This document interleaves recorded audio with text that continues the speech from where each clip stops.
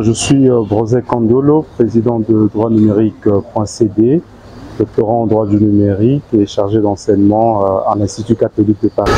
Aujourd'hui, la question du numérique est quasiment indispensable et je pense que ces assises ont leur importance d'être parce que on a soulevé la question de la souveraineté numérique aujourd'hui en République démocratique du Congo et la question également de la législation.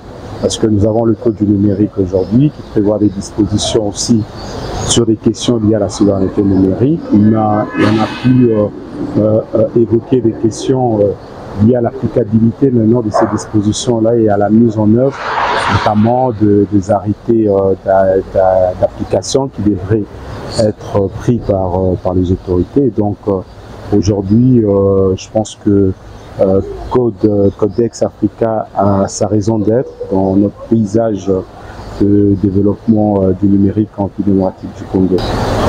Mon point de vue par rapport à la numérisation, c'est que les États ne doivent pas avoir peur de se numériser ou de réfléchir sur les questions liées avec le numérique parce que nous vivons une évolution, notamment avec l'intelligence artificielle, avec l'IA générative en particulier, où on considère que c'est une démocratisation du numérique ou de l'intelligence artificielle.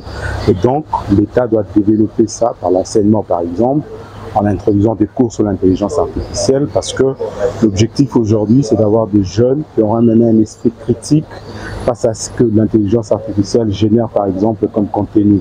Parce qu'on ne peut pas s'en passer, c'est vrai que ça fait peur lorsqu'on voit, mais il faut s'y intéresser déjà de très tôt pour que les futures générations puissent venir trouver et être indépendants également sur ces questions-là du numérique. Merci. Merci à vous. Effectivement, donc on est quasiment tous d'accord pour dire que notre Afrique est riche de potentiel.